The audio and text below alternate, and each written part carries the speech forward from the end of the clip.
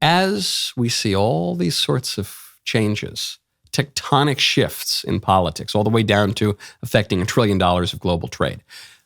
On the domestic front, we've seen big changes to education. I just sat down with Linda McMahon, the Secretary of Education. You're seeing maybe the dismantling of the Department of Education below the federal level.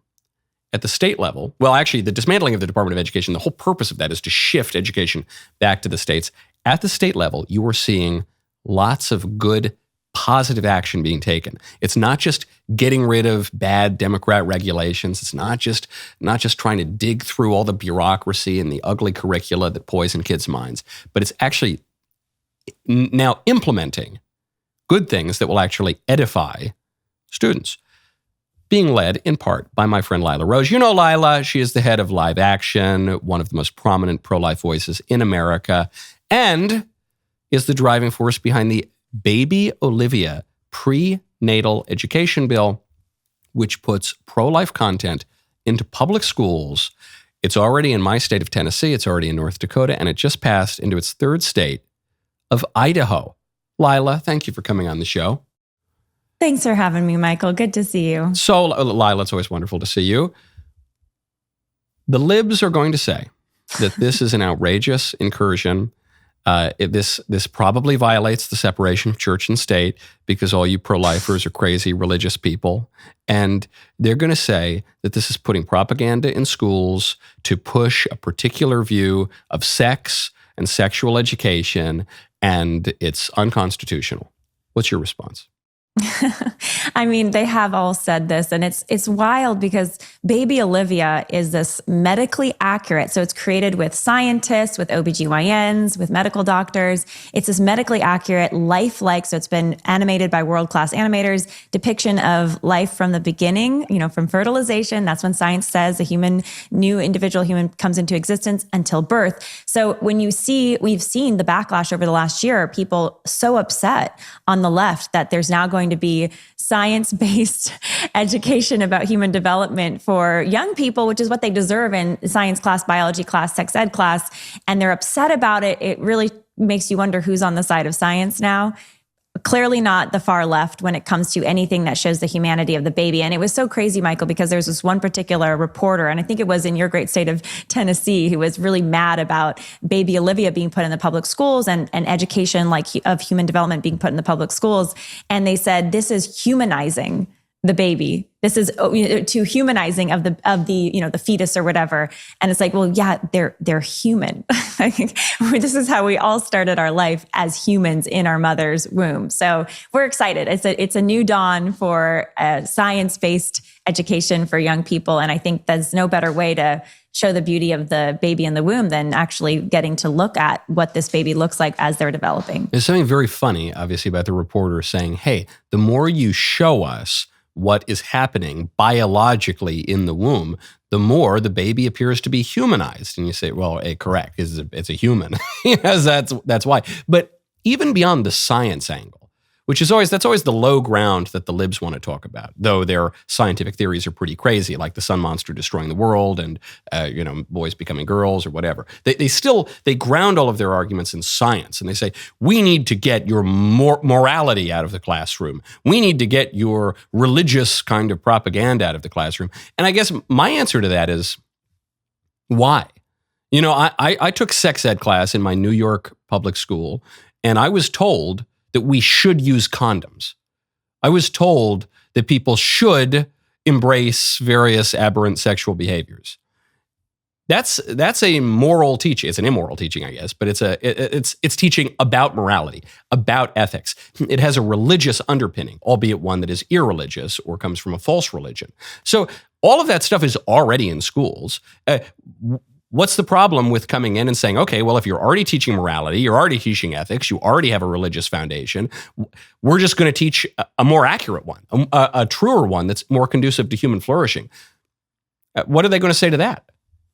Yeah, I mean, listen, it's an incoherent ideology that the culture of death, the kind of pro-abortion, pro-sexual experimentation, sex doesn't belong in marriage. It really, as long as there's consent, have as much sex or whatever kind of sex you want. That's not a really very coherent worldview, but it is a worldview, and it does have its own moral code, which violates the truth about how human beings should live together in harmony together in a society. We know that when it comes to sex, the best order for sex is in a loving marriage where two people are committed to each other for life. But this Baby Olivia legislation, they're not even doing that. This isn't even, promoting chastity overtly or any kind of specific moral code. It's literally, Michael, all it is watching content that shows medically accurate depictions of human life and learning about the markers of human development. That is all that this legislation and other bills like it do.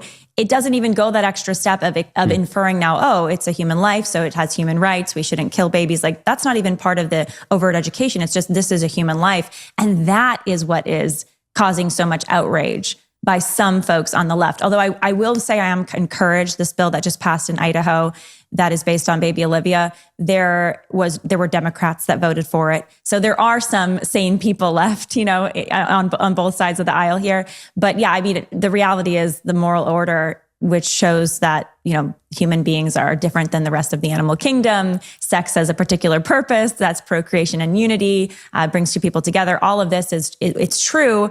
And yeah, I agree. That should absolutely be taught in the public school system. I mean, it's the truth. What's so fascinating to me about the left-wing pushback on this legislation, which, as you say, is so modest. I mean, it's just saying, hey, while you're talking about pregnancy, we're going to show you what it really looks like. That's all it says. That's all. Yes. But the left-wing pushback, it seems to me, belies a lack of confidence in a central dogma of modernity and liberalism, which is the distinction between is and ought.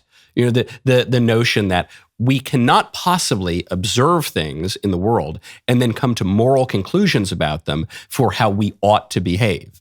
There are two human beings. They ought to live in society. They ought to get married. They ought to have children. That's just something that comes from their human nature. Modernity says, nah, we're all just kind of big bags of stuff, and you can't ever come to any conclusions. Just do whatever you want, man. If it feels good, do it, and don't yuck my yum. And that's been a central dogma of liberalism. But of course, they don't really believe it. Is they have all sorts of moral prescriptions. And right. I think the way that they come to their false moral prescriptions is by lying about how things really are. So the moral prescription that if a woman becomes pregnant, but she, doesn't want to take care of her baby, she should just murder her baby. The way that they persuade people of that, which is so wrong and immoral, is by lying and saying, oh, it's not really a baby. It's a clump of cells. It's sort of like a parasite. It's no big deal. You're not really killing anything. So it's all lies about what is in order to come to a wrong ought conclusion.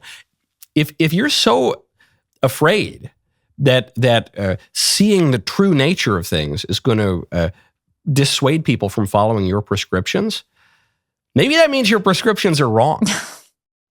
Well, it's like no kid is born supporting abortion, right? If you ask any child about a pregnancy, like they have a little sibling coming to the world, and I have 3 kids. I know you have 3, and they're so excited, the older children, that mama is pregnant and there's going to be a baby. I mean, any child, you ask them about the idea of pregnancy, or you tell them about the idea of pregnancy, it's like Christmas morning for them. So this idea that as a child gets older, they need to become more pro-abortion because the left is like, well, we got to do something with these kids that are also naturally pro-life and excited about life. We have to sort of derange their thinking. In order to do that, they need to put these overt political ideologies in the classroom, and that's what effectively has been happening. I mean, that is the current state of sexual education. Planned Parenthood rules, the biggest pro-abortion group in the country right now. They rule sex education in the classroom. So keep that context in mind here when we have Baby Olivia legislation going through. Planned Parenthood is in most classrooms today that are public schools, and they're pushing this postmodern woke ideology around sex and life that is brainwashing a generation of students. So this is one effort to push back against that craziness. Well, I think it's beautiful. I think the success here is beautiful. The Baby Olivia project itself is really quite beautiful to show people what's going on in the womb. A campaign of live action that I strongly encourage you all to go and check out. But 3 states, I say, That's a very good start, and I look forward to the other 47 following soon. Who knows? If we get Canada and Greenland, then another 49. There's 19 states considering this year. So hopefully we'll end strong this year. We'll see where it all lands. But there's some Democrats we've got to persuade. But thankfully, there have been a few that are persuadable. So we'll see where it lands. I love it. Lila Rose, go check out all of Lila Rose's shows and speeches and go to Live Action and give your money to Live Action and support all of this so that we get it in all, by the time Trump is done, I don't know, 59, 65 states. We'll see what we got. Thank you, Lila. Thank you to all of you. Thank you, Michael.